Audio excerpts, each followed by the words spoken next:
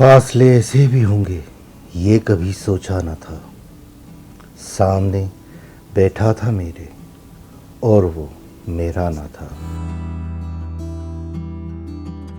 वो के खुशबू की तरह फैला था मेरे चार सू। मैं उसे महसूस कर सकता था, छू सकता न था।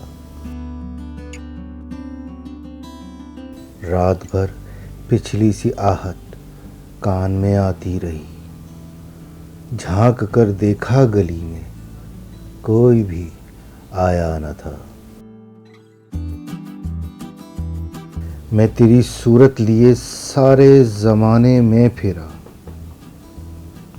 सारी दुनिया में, मगर कोई तेरे जैसा न था।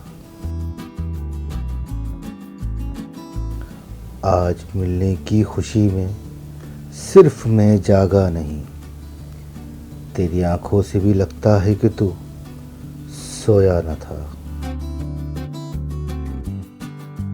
ये सभी वीरानियां उसके जुदा होने से थीं।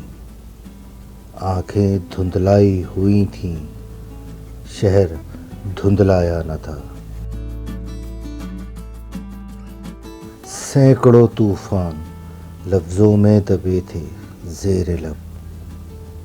एक पत्थर था खामोशी का कि जो हटता न था।